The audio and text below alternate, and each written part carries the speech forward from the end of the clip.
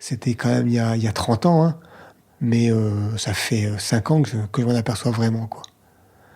Que finalement, j'ai pas la même vie que les autres, tout simplement.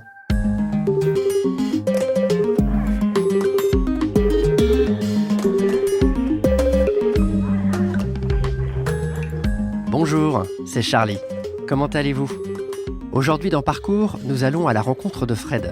Notre reporter, Clarisse Brio, avait fait sa connaissance alors qu'il répétait une pièce de théâtre dans une troupe de comédiens amateurs.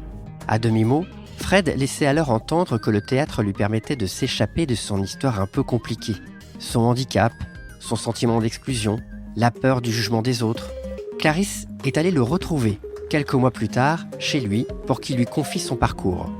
Rejoignons-les à Grenoble, sur le parvis de la gare, un mercredi de novembre.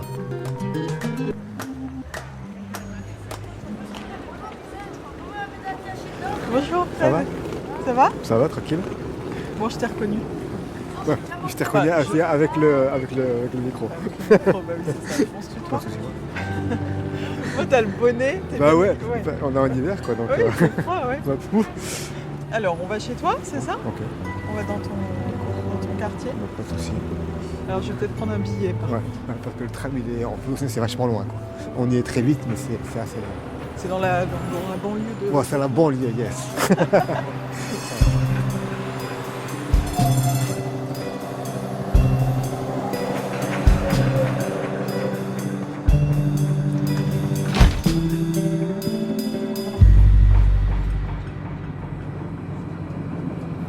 Prochaine station. Ce que tu vois là-bas au fond, c'est la montagne la plus haute de la Chartreuse. Ah oui, il y a les sommets enneigés là-bas ? Non, pas encore, non. je crois. Non. En face, oui, là en face, là c'est Baldon. C'est là où il y a les fameuses pistes de ski mondialement connues. Là où il y a des championnats du monde de ski en fait, de descente. Toi, tu aimes la montagne ? Claire, j'adore. Ah oui, j'adore. De toute façon, un Grenoblois qui n'aime pas la montagne, c'est pas un Grenoblois, quoi. C'est un ingénieur, voilà. Non, mais c'est vrai, hein. C'est un dicton parisien. Ah oui, non, c'est ça, ouais. Non, mais c'est clair.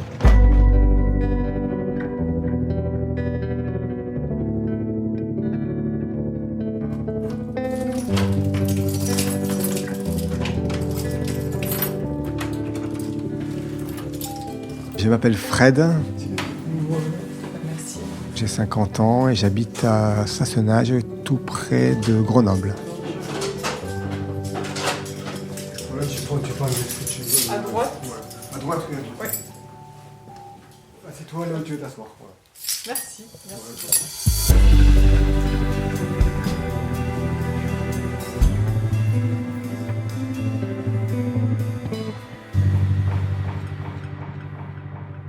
Je suis né à Colmar en 1975 et j'ai grandi donc dans le nord pendant 10 ans et dans le sud pendant 4 ans.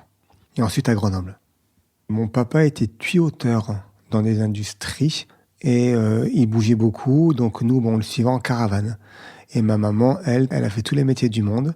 Elle a travaillé en tant que monitrice auto-école, à la sécurité sociale, etc., etc., etc. Bon, c'était pas très très simple, mais bon, c'était marrant en fait, parce que quand on est petit, on aime bien changer d'amis, donc c'était marrant. Il y avait pas trop d'argent, quoi, en fait. Et donc ma maman, elle nous avait bien inculqué, à mon frère et à moi, qu'on mangeait le midi et que le soir, on mangeait ce qui restait. S'il y avait rien, avec un bol de lait ou c'était tout, quoi. Et ça, justement, ça m'a travaillé et ça m'a aussi, je pense, donné de la force, voilà, donné de la force psychologique.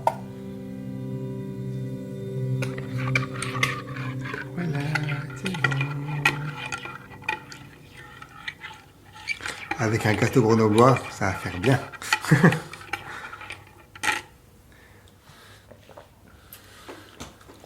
Le verdict, c'est bon ? Oui.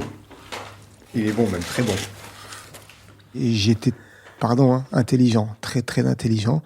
En lisant mes leçons, je les connaissais. Il faut dire que l'école, moi, ça m'intéressait beaucoup, beaucoup. Après avoir passé la 3e, où j'ai eu mon BEPC sans le passer, dans toute l'année scolaire, j'avais donc 18 de moyenne générale. Je pensais faire sport-études. Ils prenaient donc les meilleurs éléments qui étaient bons à l'école et bons au foot. Ils prenaient 15 élèves par an. Puis donc moi, j'étais arrivé second sur 15. Personnellement, ça m'a pas fait grand-chose parce que, j'étais sûr que j'allais être pris, quoi, en fait. J'étais une personne très avancée, si on peut dire. Parce que, en fait, je savais tout de suite et inconsciemment, je le savais déjà avant. Tu vois ce que je veux dire ou pas? Non. En fait, que tout se jouait dans l'intuition et puis j'avais envie toujours de faire mieux qu'en fait. Bien c'est ce que me disaient les profs. Ils me disaient non mais Fred, calme-toi, détends-toi. C'est bon, ça, c'est le programme que tu fais en 4e, que tu fais en 3e. Ça sert à rien d'en vouloir encore plus en plus. T'as le temps et puis voilà. Et les profs voyaient que je m'ennuyais quoi en fait à l'école. Je m'ennuyais parce que il expliquait une fois et puis pour moi c'était d'une logique, mais c'était et quand j'écoutais les autres qui disaient, moi, je comprends pas ci, je comprends pas ça, j'ai envie de dire, mais t'es con ou quoi? Non, mais c'est vrai en plus, c'est vrai. Parce que moi, je vais être enterré avec ça. Donc, t'as sorti des feuilles? Ouais. Enfin, tu les avais préparées? Ouais, j'ai sur la préparé, table. ouais. C'est justement ce qui me caractérise le plus dans le négatif. Dans ce que j'ai comme une haine, en fait. C'est en rapport avec ouais. ton mon handicap? vécu. Oui, le handicap, mais aussi, mon vécu. Ce que je vis depuis 35 ans. Ça fait depuis 36 ans maintenant. C'est mes bulletins scolaires avant et mes bulletins scolaires après.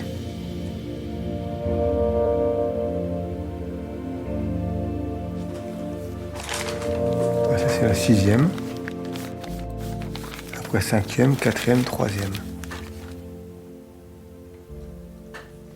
Alors, je vais lire un peu. Non, Vas-y. Moi, ça me fait vachement plaisir de l'entendre, que quelqu'un le voit. Et c'est moi, c'est moi. Donc il y a des très bien partout, partout. Des félicitations, des très bonnes années, en maths, en physique, en grammaire, en anglais. Partout, mais partout. Excellent travail, excellent, parfait, en dessin. Mais de partout. Et c'est excellent en musique. C'est ça, ouais. Non, mais... Alors, quand je vais pas bien, je les relis et je pleure, comme ça, au moins, c'est clair. Voilà. Et puis après, ça me permet de... Et de me... Bon, on va passer à l'autre. Hein. Ça. Et ça. C'était après.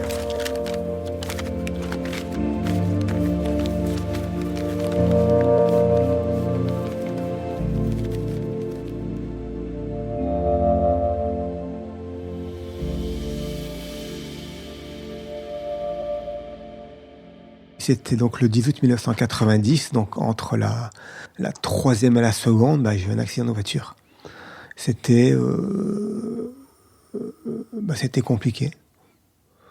Donc on était 4, il y avait donc un ami à moi qui était donc à ma gauche. Ma maman était donc devant moi, à l'avant, mon papa devant, à gauche en conduisant. Et en fait, il y a eu 3 comas, mes parents et moi. Moi, c'était un coma profond, ils ne savaient pas si j'allais m'en sortir. Tandis que mes parents, c'était un coma léger. Et comme c'est bizarre, hein, il y a mon pote qui était donc à ma gauche, qui lui n'a eu rien. Mais rien du tout. Il est rentré chez lui le soir même. Mais on peut dire que c'est lui qui m'a sauvé la vie, parce qu'en fait, j'avais atterri sous le siège de ma maman. Parce qu'on n'avait pas la ceinture. La ceinture à rien n'était pas obligatoire. Et au départ, les pompiers ne m'avaient pas vu. Et puis, heureusement qu'il était là pour dire non, mais il y a encore quelqu'un dedans. Il y a un mec qui a pris un coup de folie, bing. Il dit bon, on va aller voir, quoi. Et puis, on avait une 4L. Et puis, les 4L, elles ont tout est en bois, quoi, en fait, si on peut dire. Ça se casse très vite. Et donc, il arrive à enlever le fauteuil avant de ma maman. Et là, il me retrouve. J'étais plein de sang, en fait. J'avais perdu tout mon sang. Et donc, après, ils m'ont sorti, ils m'ont envoyé directement à Nîmes. À Nîmes. Ils ont dit non, on peut rien faire, il faut aller à Montpellier. Bon, je suis allé à Montpellier et puis voilà. Et les embrouilles commencèrent après.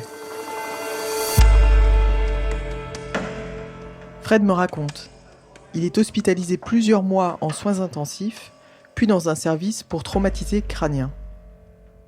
La haine a commencé à venir en moi. Bien sûr, c'était pas tout au début. Tout au début, j'étais, on va dire que j'étais mort, quoi, si on peut dire. Moi, j'étais vraiment dans le gaz, quoi. Mais après, au fur et à mesure, c'est là où tu te dis, mais putain, mais c'est pas normal, quoi. La vie, c'est pas normal. Voilà. C'est ce que je me disais déjà à 14 ans, 14-15 ans.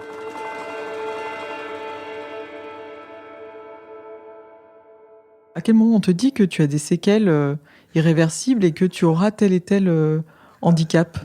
Mais ça, on me les a pas donné perso, hein, mais c'est au fur et à mesure des expertises. Moi, c'est pas long, en fait, hein, mais chaque truc, c'est violent, quoi. J'ai donc une hémiplégie droit que j'essaie de compenser. Des fois, ça marche, mais des fois, ça marche pas. Et aussi la tête. Parce que dans ma tête, j'ai une croix, là, tac, tac, voilà. Et ça, dedans, ils ont trifouillé, ils ont enlevé, ils ont remis, ils ont fait ce qu'ils ont pu, quoi, en fait. Hein. Et puis, au fur et à mesure, donc, du coup, des problèmes de langage. Donc, c'est pour ça que j'ai fait de l'orthophonie. En fait, j'ai fait tout ce que j'ai pu faire, quoi, en fait. Hein. Et chaque expertise vous disent qu'ils sont stabilisés, mais il faut continuer, quoi. Voilà, à les soigner. Fred est accepté dans un établissement médical près de Grenoble qui permet de conjuguer soins et scolarité. Il y refait une 3e, correcte, avant de s'effondrer en classe de seconde. Là, j'ai craqué bêtement, quoi. Là, pas que j'ai abandonné, quoi. J'en voulais vraiment, je voulais vraiment comprendre, mais pour moi, chaque prof parlait étranger, quoi. Je comprenais pas, c'était... Et on participait à notre propre conseil de classe, où il me démontait à chaque fois, quoi. Mais vraiment démontait. Je me faisais exploser, mais d'aller dire, ouais, tu fous rien, etc. Putain, mais... moi, je me battais à fond, j'essayais de comprendre, mais je comprenais pas, c'est quand même pas de ma faute, quoi. J'apprenais et je me couchais la tête sur le bureau, quoi, tellement que j'étais crevé, vraiment crevé. Moi, dans ma tête, mon seul objectif, c'était de continuer à apprendre, quoi. Même si, en fait, je m'en suis jamais rendu compte. Mais après, au fur et à mesure, quand vous grandissez, on vous dit, ouais, maintenant, il faut travailler, quoi. Mais travailler dans quoi ? Et faire quoi ? Fini les études pour lui. Fred intègre le SPAS, un dispositif d'aide à l'insertion professionnelle. La première année, il suit des modules et effectue des stages. Puis l'année suivante, j'ai fait pareil, mais là, j'ai fait aucun stage. Parce que, j'étais pas bien, quoi, tout simplement. J'étais pas bien. Psychologiquement, mentalement, et puis tout. L'ensemble. Ça allait pas bien, et puis des fois, je me faisais convoquer chez un psychologue. C'était le psychologue de SPAS. Quand j'étais bien en rentrant, j'étais embrouillé quand je sortais de là-bas. Tellement que ça servait à rien. Puis même à la fin, je suis même pas allé. Et je disais, mais ça sert à quoi ?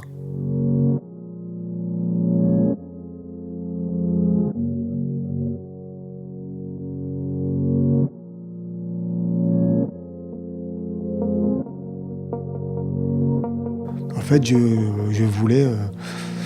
je sais pas quoi. En fait, c'est ça le truc, quoi. Je savais pas ce que je voulais faire. Voilà. Et puis, il y a eu le 50e anniversaire du Secours 4. C'était un ami que je m'étais... Donc le Secours catholique ? Ouais, c'est ça, ouais. En plus, qui habite à côté de chez moi. Donc, je dis, c'est parfait, c'est nickel. C'était dans toute l'Isère où il marchait. Et puis après, il mangeait donc, dans un repas et partage de chaque ville. Et puis voilà. Puis après, on continuait à marcher. Et puis donc après, c'est clair qu'on m'avait dit qu'il y avait plein de choses à faire donc dans Grenoble avec le Secours 4 et le théâtre. Ah le théâtre, oui, j'aimerais bien essayer.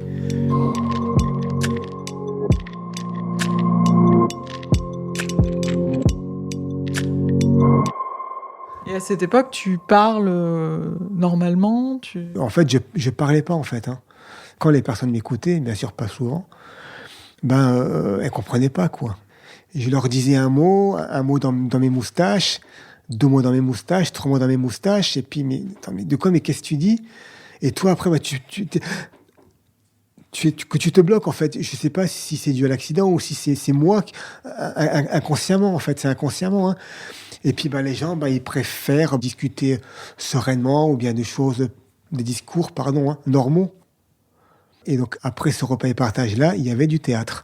Et c'est là où j'ai commencé le théâtre.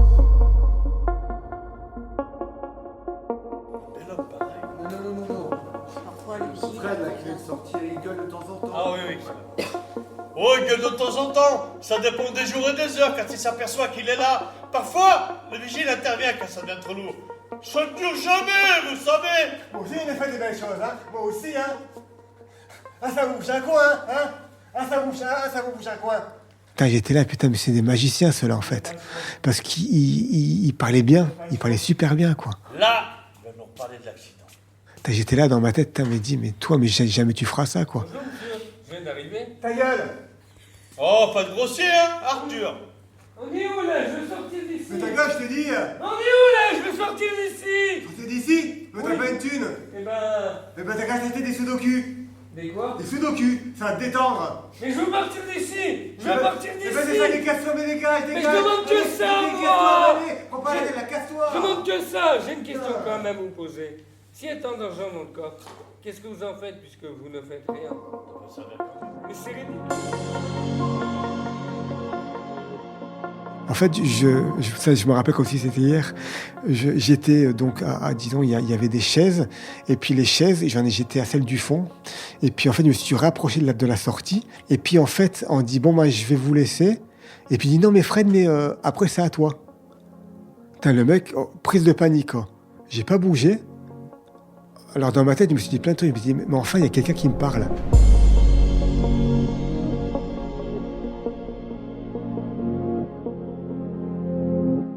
Alors, tout comme un con. Hein. Après, les gens, ils partent petit à petit, quoi, en fait. Et puis, en fait, Laurent Poncet, il m'avait gardé tout seul. C'est le directeur de la compagnie Ophélia Théâtre. C'est lui qui me dit, viens. Et puis, il me dit, alors, c'est de lire cette phrase. Et j'arrivais pas à la lire. Il dit cette phrase en articulant. J'arrivais pas à parler, quoi, je me dis. Et puis, en fait, qui m'a pris mot à mot, en fait.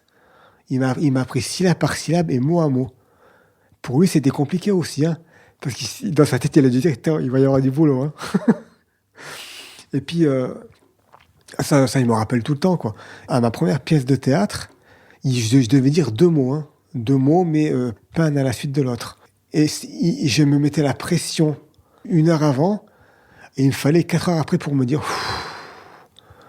enfin, c'est et c'est voilà. Puis après, au fur et à mesure, j'ai appris j'ai appris des phrases complètes, des textes et puis les gens n'osaient pas me parler parce qu'ils se disent en fait, à eux je leur en veux pas parce qu'ils doivent se dire lui la vie ça doit pas être simple, ça doit être compliqué.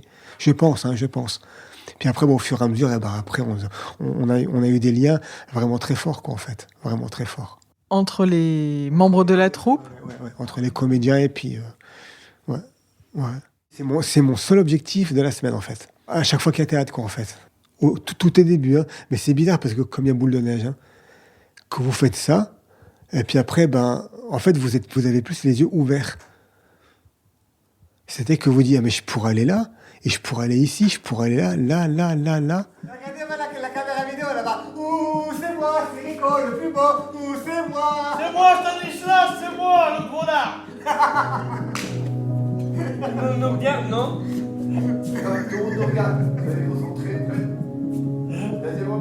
Fred prend sa place sur scène au sein de la troupe. Mais il continue de souffrir d'un manque de reconnaissance, en particulier par le travail qu'il ne trouve pas. Au fur et à mesure, je ne cherchais plus, quoi. Parce qu'il y a plein d'anecdotes qui sont un peu...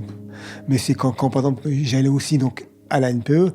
Et à la NPE, vous dites, ouais, mais vous êtes handicapé, pourquoi vous voulez travailler? Avec votre âge, ça vous suffit pas? Qu'est-ce que vous voulez lui répondre? Tu n'es pas encouragé spécialement à essayer de trouver une activité qui t'épanouisse et dont tu puisses tirer ressources? Non, comme tu gagnes des sous, pour que tu vas travailler, il faut d'abord laisser travailler ceux qui n'en ont pas, quoi. Ah oui, mais je suis d'accord avec toi. Le travail est aussi un droit. Bah oui, non, mais c'est ça. Alors vous lui répondez, oui, quoi. C'est vrai. Hein. Qu'est-ce que vous voulez lui répondre d'autre? Et quand vous n'avez pas la répartie, c'est vrai, quoi. Donc après, c'est toujours pareil, quoi. Donc il y a toujours un mal-être. Et ça, par contre, de ça, maintenant, j'en suis conscient. Ça fait pas longtemps, hein. Bon, quand je dis ça fait pas longtemps, c'était quand même il y a 30 ans, hein. Mais ça fait 5 ans que je m'en aperçois vraiment, quoi. Que finalement, j'ai pas la même vie que les autres. Tout simplement.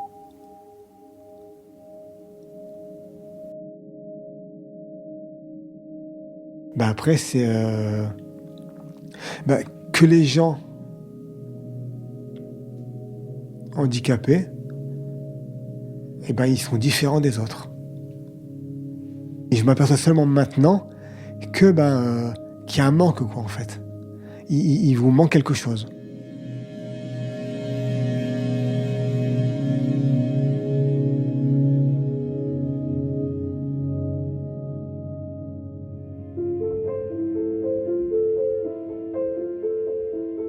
Finalement, vers l'âge de 35 ans, Fred décroche un emploi aux espaces verts. J'ai travaillé donc à la mairie de Sassenage, où on faisait une superbe équipe, on se régalait tous pendant les 10 premières années, on va dire. Donc ça, c'était une période heureuse? Ah oui, très très content. Rigoler tout le temps, et puis vivre bien, donc j'ai titularisé. Et puis, puis bien sûr, à part les 5 dernières années, où il y a eu des embrouilles, des machins, peut-être de la vengeance, peut-être mais toi t'es handicapé, toi tu fais ce que tu veux, plein de détails comme ça, quoi, en fait. Hein. C'est pas facile d'être un travailleur handicapé au sein d'une équipe ordinaire. Ouais, clair. Ça, c'est vrai, ça. Ça, c'est complètement vrai. Comme quoi, on est vénard d'être handi, quoi. Waouh, mais ça vaut. Et puis après, au fur et à mesure, donc, on s'est même tapé dessus, donc 2 fois. Et moi, je pensais pas que c'était du harcèlement. Je pensais que c'était des bagarres entre personnes, juste ça, quoi. Au fur et à mesure, tout le monde m'écartait, quoi, en fait. Et puis un jour, c'était un vendredi, où franchement, j'étais vraiment mal, hein, vraiment mal. Là, je sais pas à cause de quoi, mais moi, j'étais vraiment mal. Et vous allez rigoler, hein. Vous allez rigoler. Si, mais vous allez rire, je vous dis. C'est que j'ai pris ma douche, je suis parti à vélo, sous la pluie. Et je voulais me suicider. Eh oui. Non, mais c'est vrai, hein. C'est vrai. Et puis je dis, mais c'est vrai, mais qu'est-ce que tu veux faire? Tu veux continuer un boulot que les gens... Bien sûr, que vous voyez pas les choses positives, hein. Parce que des choses positives dans le boulot, il y en avait, hein. Même que le patron était fier de toi, ça, tu t'en fous, quoi, en fait. Toi, c'est d'avoir des potes, En fait, mais t'es tout seul, quoi. T'es vraiment tout seul. Et puis, je voyais que ça. Et puis aussi, il pleuvait aussi. C'est peut-être ça aussi qui a aussi un peu... Bon, bref. Et c'est à ce moment-là où le téléphone sonne. C'était Marie-Noëlle Rouvière. Celle qui travaille au Secours 4, qui fait partie du CCS de Saint-Martin-d'Air et qui est rattachée au Secours 4. Ouais. Et elle m'a dit, Fred, ça va? J'ai éclaté en sanglots. C'était vraiment un trop plein, quoi. Et puis elle allait m'écouter et je suis sûr qu'elle est incapable, même si vous le faites écouter là, vous serez incapable de dire ce que j'ai dit, quoi. Je disais des choses d'avant, de maintenant, de hier, c'était tout flou, c'était tout. Un mélange de. Ouais. Mais c'est là, dit, viens, viens chez nous, tu seras le bienvenu. Je sais pas ce qu'elle voulait dire. Si c'est pour dire, t'as qu'à passer demain ou après-demain, on boira un café, ou bien si elle voulait dire, arrête.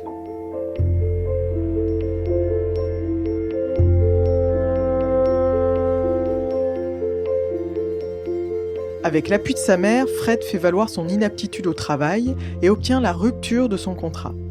Il fait une croix sur le monde professionnel et se lance à fond dans ses engagements bénévoles, au Secours catholique, au sein de sa troupe de théâtre, dans la musique ou encore dans un groupe de randonnée, l'une de ses grandes passions.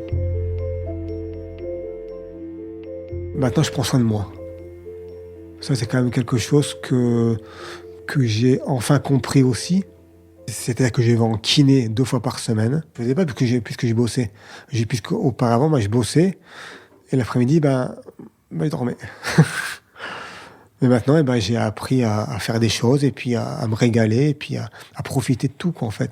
Maintenant, je profite à n'importe quel moment de la vie, de tout ce qu'on peut faire, de tout ce qu'on peut aimer, tout ce qu'on peut voir, tout ce qu'on peut. C'est vrai que c'est grandiose, quoi. Franchement, on vit dans un pays extraordinaire.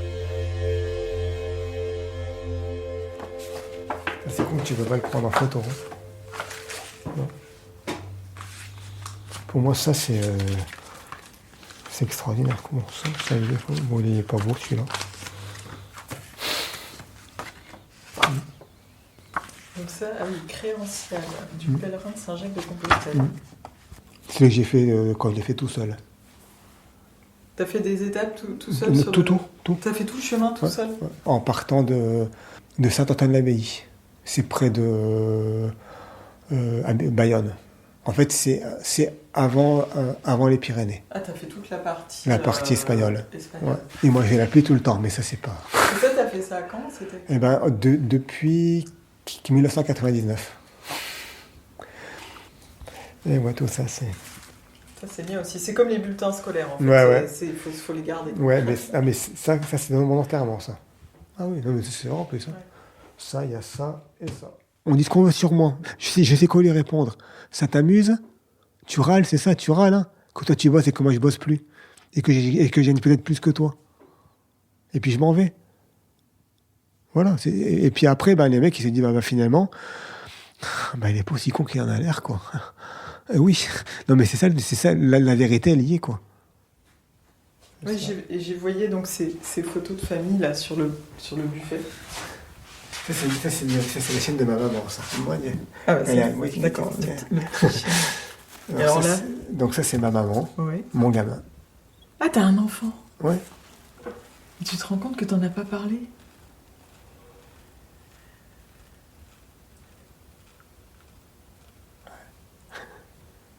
Non, maintenant, il a 25 ans. C'est à quelle place ta paternité dans ton histoire? En fait, ouais, justement, ma paternité, elle est très, très trouble. Parce qu'en fait, j'ai eu un enfant, mais c'est pareil. Au moment où ça aurait dû me rebooster, mon côté, ça n'a rien fait. Et puis, c'est pas moi qui en avais la garde, c'était la maman. Voilà. Et bon, pas que j'en ai profité, que c'est elle qui s'en occupait. Mais je pense pas que j'allais le voir. Je fais quand même le papa avec son enfant, quoi. Mais je sais pas, j'étais peut-être mal vu des autres, peut-être que je faisais plus jeune. Et il connaît ton histoire? Ouais, oui. Bon, moi, je sais pas. J'ai jamais tout raconté comme on a fait là, mais peut-être qu'il s'en fout aussi, quoi. Parce que pour lui, je suis son papa, quoi, en fait. Oui, c'est pas son histoire. C'est pas son histoire. Ouais, c'est ça, c'est... Ouais. D'accord.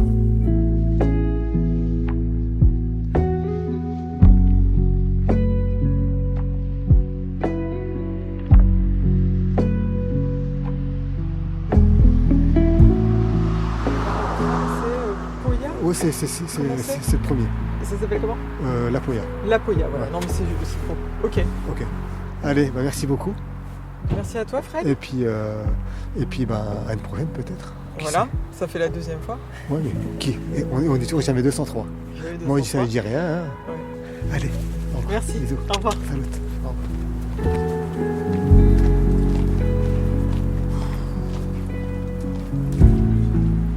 Eh oui, jamais 203. Si vous êtes dans la région grenobloise ou que vous y passez, vous aurez peut-être l'occasion de voir Fred sur scène. La troupe dans laquelle il joue s'appelle les Manches Cafards et se produit régulièrement, notamment dans le cadre du FITA, le Festival international du théâtre action. N'hésitez pas à prendre vos places. Et si vous ne passez pas par Grenoble, abonnez-vous à Parcours, le podcast du Secours catholique qui donne la parole aux invisibles. À la prochaine!